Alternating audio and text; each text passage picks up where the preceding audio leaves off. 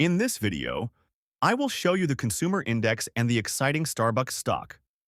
I'll explain how they will develop in the medium to long term and why I expect a correction of more than 50%. Let's get started. First, I'll go through the general data and then show you the charts. I want to start by discussing the indicator situation, which I'll cover more specifically in other videos. If you want analyses of NASDAQ and S&P 500, write it in the comments and like the video. We are only 15 days away from the first Fed rate cut in this cycle. I have overlaid the following past rate cut cycles: 1981, 1990, 2000, and 2007. These four cutting cycles match the data we're currently seeing, for example, the unemployment rate. The sentiment from the bulls is that rate cuts are good for the market. This is true.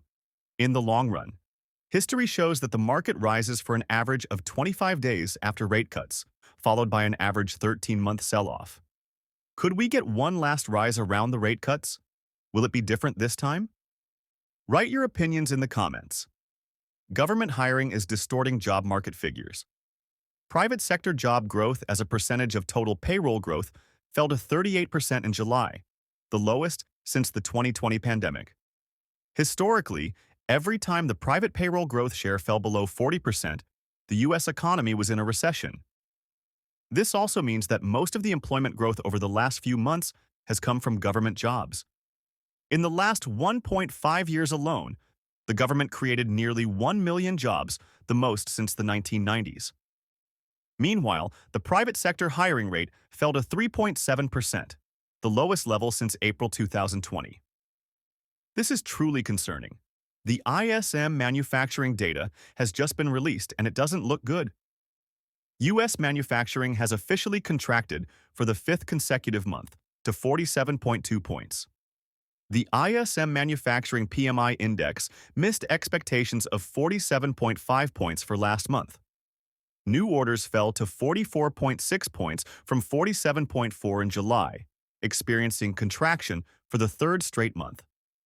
Manufacturing activity has now shrunk in 21 of the last 22 months, extending the second longest downturn in history. The worst part? The prices paid index jumped to 54.0 points from 52.9 in July, expanding for the eighth month in a row. Rising prices with falling output is a recipe for stagflation.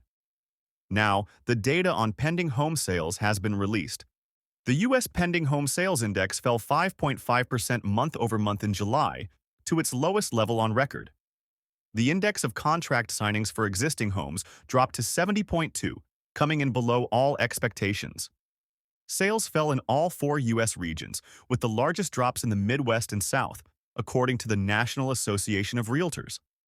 Even as mortgage rates are at a 15-month low, limited inventory and record prices are limiting demand.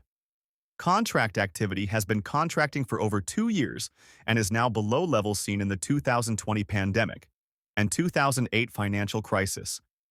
It's hard to imagine housing affordability getting worse than it is now. Now let's look at the companies that could be strongly affected.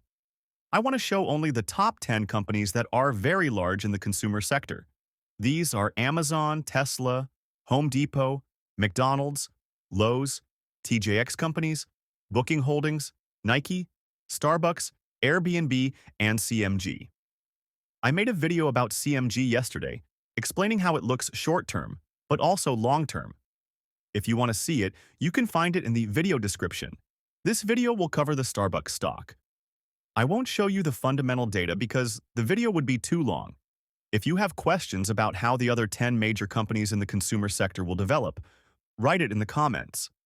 80% will likely experience a very large correction in this recession. Now let's look at the chart analysis. In the short term, the S&P 500 Consumer Discretionary looks very interesting. I'm very likely assuming that we have either found our high here or will find it if it continues to rise. If you still want to take a short position, I would advise doing so between $1,700 and $1,800. You can generate a very strong return with this trade. Right in the target zone I've made, I could successfully exit and have sold after the strong sell-off and have made about 10% return. I've set a limit at $1,700, and when it approaches, the price threshold is about 5.69% large, which would be about 99 points. Now, many people are wondering what percentage gain I could expect. The percentage gain would be calculated without leverage, which is very important to mention. At least 50%, if not even 60%, which would be 1,000 points per contract. And that in 1 year. That would be too good. And the probability is not too low that we will run into this range. There is still a third alternative, which is very unlikely. The third alternative is that we continue to rise to 1,400, but I find that very unlikely when you look at the data and the technical side and include the other indicators. And yes, now let's look at the Starbucks stock, which many are waiting for. First, the short-term view. Before we continue, don't forget to subscribe and like. If you have a different opinion, write it in the comments. Anyone still holding Starbucks stock should consider whether to make a partial sale or a complete sale of their position between $100 and $130, because a very large correction is coming for the Starbucks stock. In the very short term, you can still make money with several trades in Starbucks. The Starbucks stock still has a way up to my short-term sale between $107 and $116. The Starbucks stock would still need to rise about 15% before I short the stock, and the target zone is about 9% large. Then you can short the stock, and I think it will then fall 20 to 25%, which could happen in less than a month and will be very profitable for many, for all traders. This target zone can, of course, also be called a selling range, where you make partial sales. Now let's look at the medium and long-term view. When the correction is over here, the stock will continue to rise. I think to at least $126 and maybe even $150 before we experience a very strong correction. This is also justified by the fact that Starbucks' short-term future prospects and especially their balance sheet are very critical. And in a recession, investors often see the situation as worse than it is. Taking partial sales is very important, and you shouldn't be too greedy. And for the people who hold Starbucks stock because of the dividend, there are other good companies that pay good dividends and will rise very strongly. If you want dividends, you should get dividends from good companies that are also able to pay dividends in the long run, and Starbucks is not in that position. My range in which I would short the Starbucks stock is between $140 and $148. I haven't yet defined the further target zone where I would close my short.